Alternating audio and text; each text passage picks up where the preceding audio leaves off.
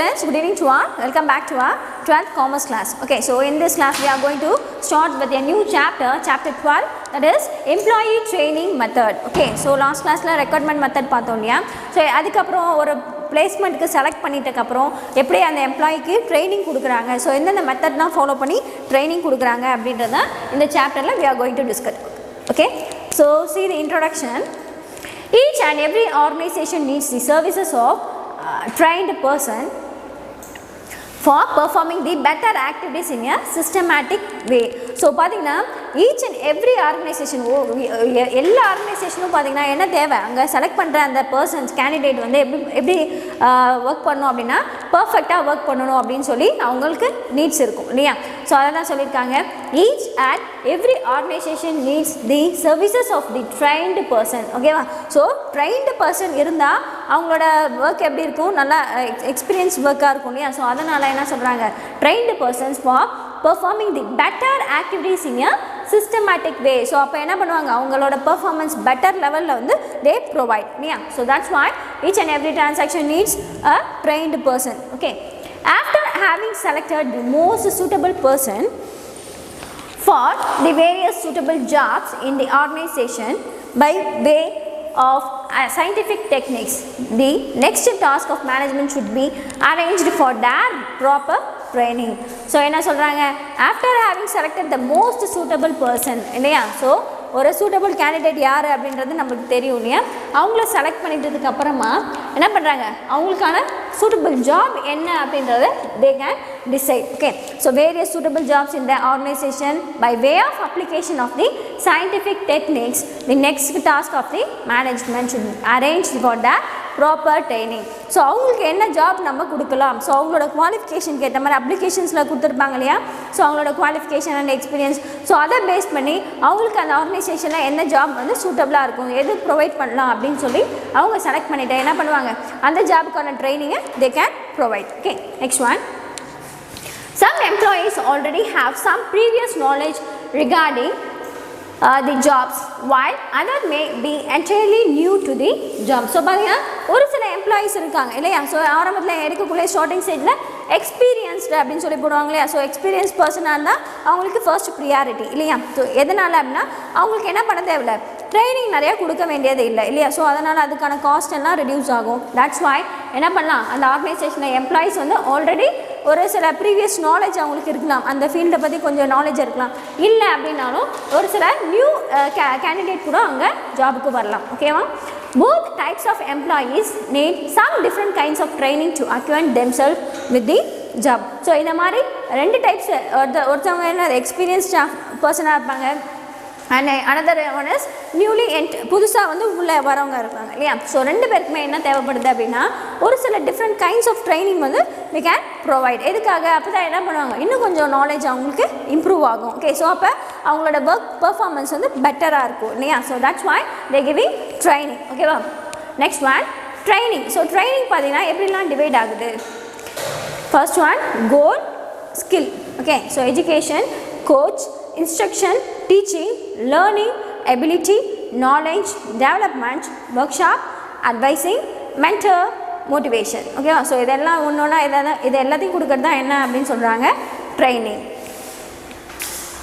Training is the act of increasing or enhancing the new skill of problem solving activity.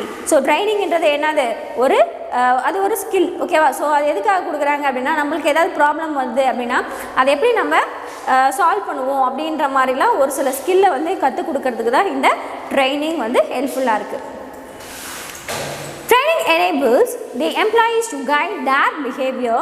Training refers to the teaching and learning activities carried on for the primary purpose of helping members of an organization to acquire and to apply the required knowledge, skill, attitudes to perform their jobs effectively and efficiently. So இந்த மாதிரி training கொடுக்குறோம் இல்லையா. So இதனால் என்ன ஆகுது அப்படின்னா candidates employee என்ன பண்ணுவாங்க, அவங்களோட பிஹேவியரை அவங்க கொஞ்சம் டெவலப் பண்ணிப்பாங்க. Okay, so not only behaviour, அவங்களோட நாலேஜ், ஸ்கில், ஆட்டிடியூட்ஸ் இருக்கு. ஸோ அந்த ஒர்க்கு ஏற்ற மாதிரி அவங்களோட ஆட்டிடியூடை வந்து they can change. Okay, so that is mentioned in this para.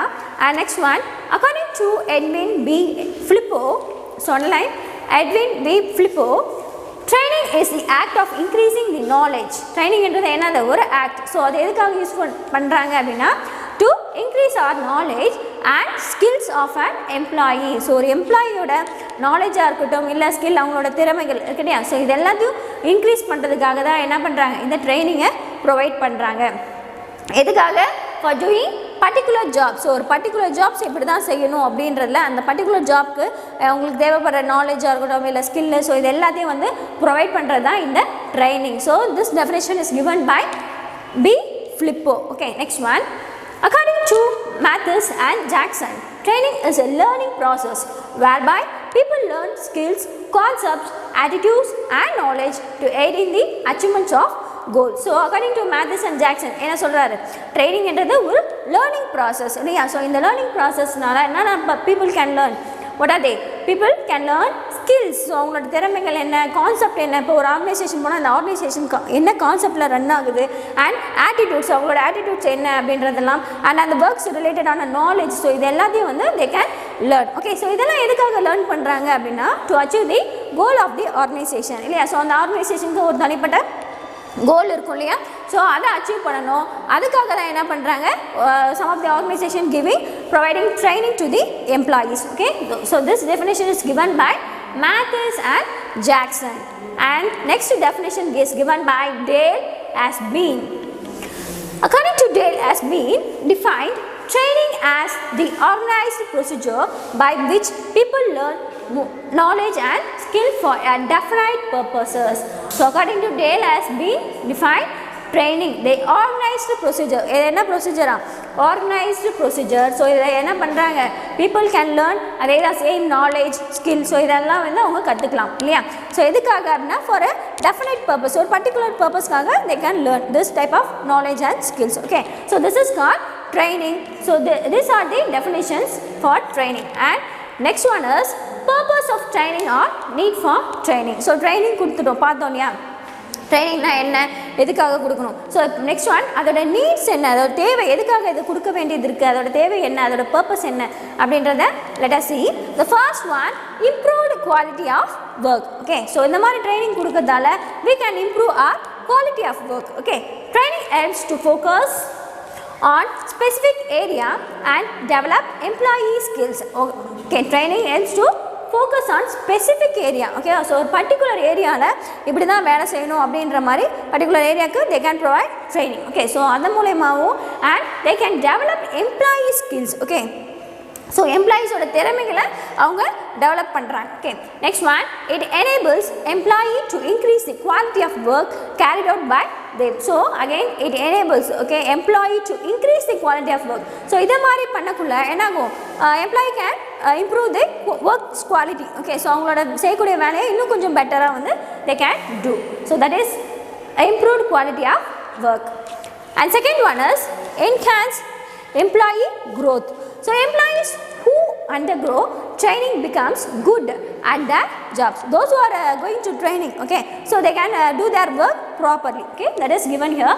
Employees who undergo training becomes good at their job. Imparting new skills helps in performance enhancement of the employees. So இது என்ன பண்ணுது, அந்த எம்ப்ளாயீஸ்க்கு புதுசான skills கற்றுக் கொடுக்குது. So அந்த மூலயமா என்ன ஆகுது, அந்த எம்ப்ளாயீஸோட பெர்ஃபார்மன்ஸ் வந்து பெட்டர் ஆகுது இல்லையா. So that's why enhancing employee growth. Okay, and third one is prevention of obsolescence. Training helps to learn more knowledge regarding the latest technologies and techniques. So training again helps to learn the knowledge about that particular field. Okay, this from this we can learn latest technologies. Okay, புதுசா நிறைய technologies உருவாகுது இல்லையா.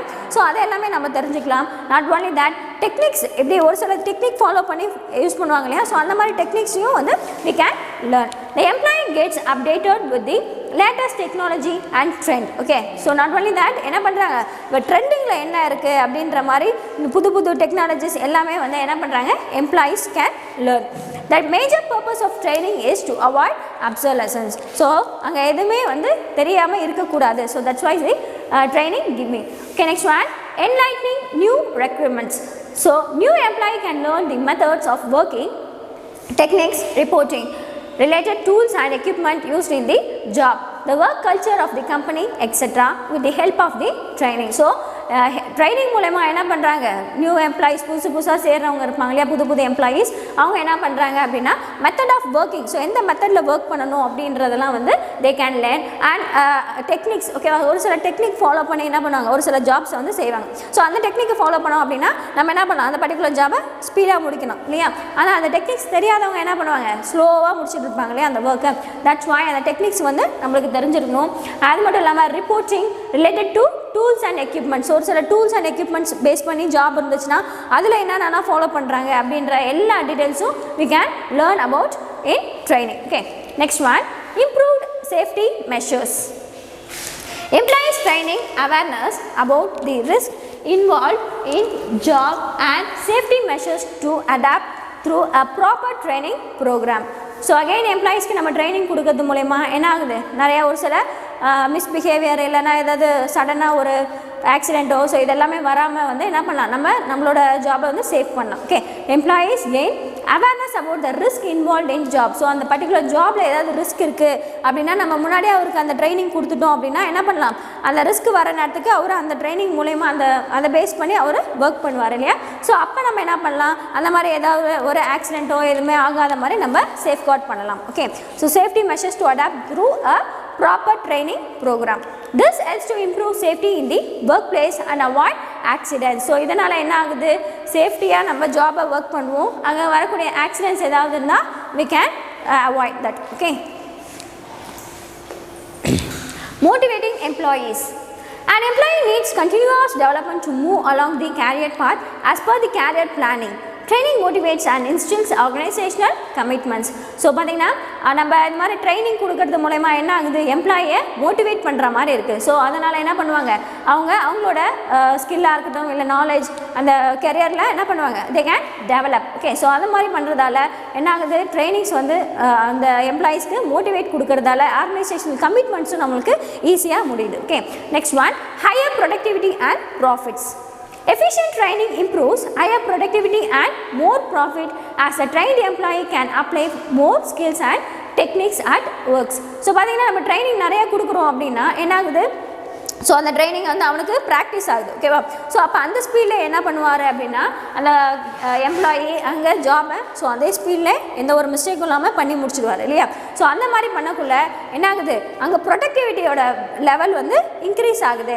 So productivity level increase ஆகுது அப்படின்னா என்ன ஆகும், நம்மளுக்கு ப்ராஃபிட்டும் increase ஆகும் இல்லையா. ஸோ அதை தான் சொல்லியிருக்காங்க, higher productivity and more profit as a trained employee can apply more skills and techniques at works. So அவர் செய்யக்கூடிய வேலையில் அவர் ட்ரைனிங் போனப்போ எடுத்த எல்லா ஸ்கில் அண்ட் டெக்னிக்ஸ் எல்லாத்தையும் ஃபாலோ பண்ணுறாரு அப்படின்னா அங்கே என்ன ஆகுது, ப்ரொடக்ஷன் அதிகமாகுது. So because of the production profit also increasing.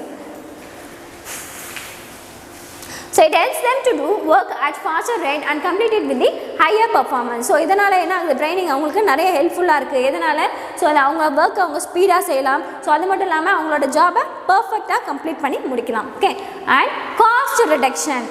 Trained employees can utilize the resources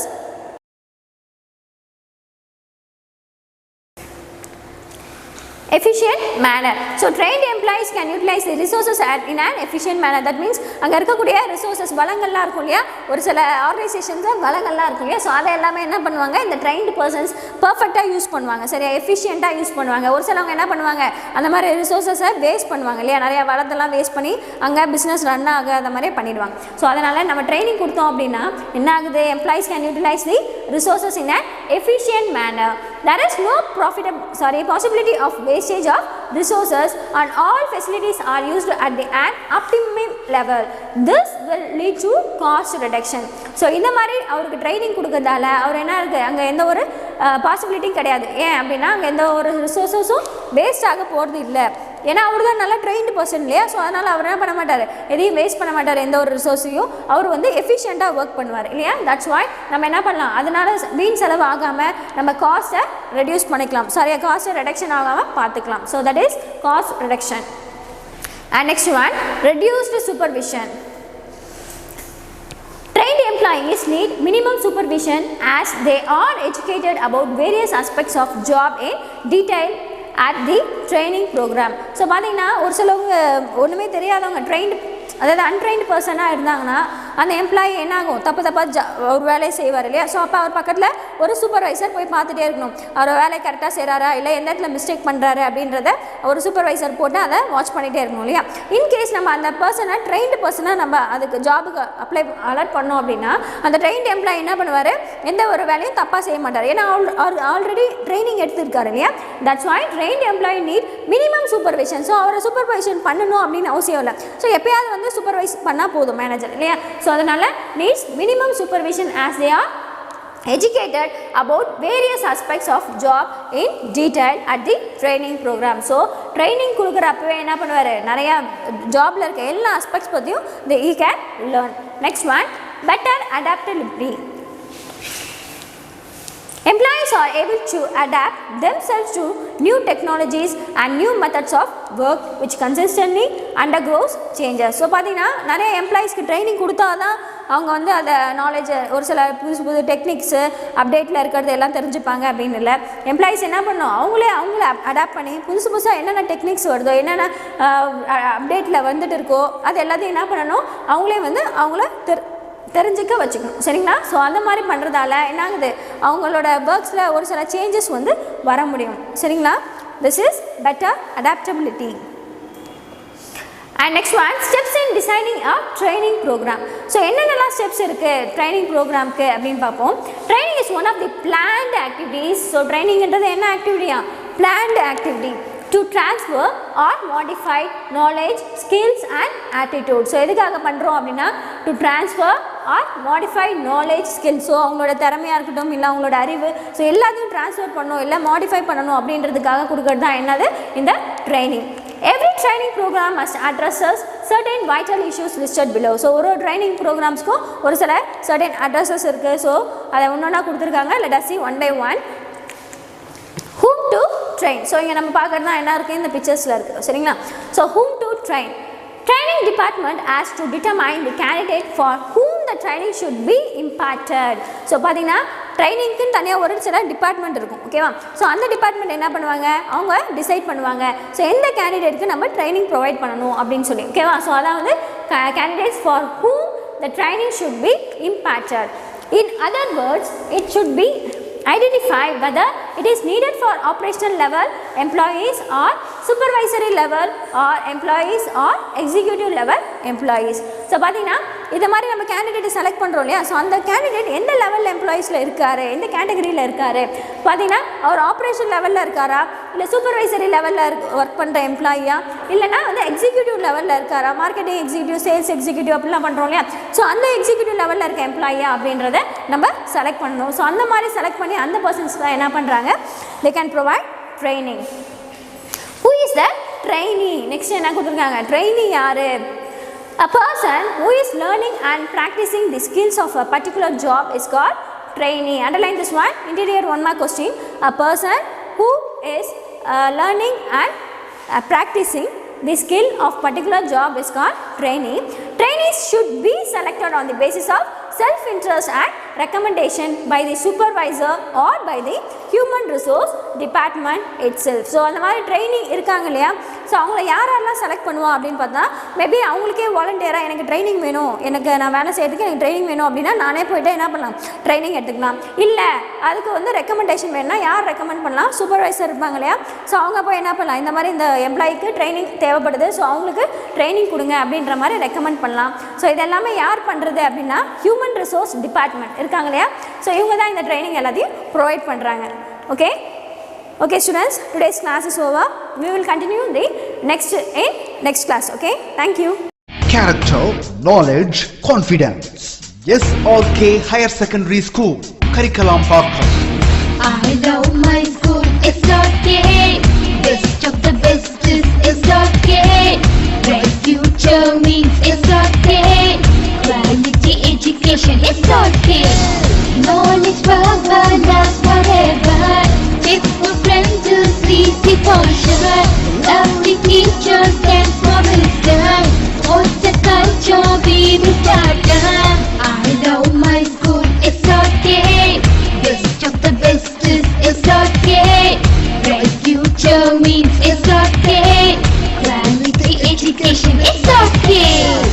Admission is going on from pre-KG to 12th standard.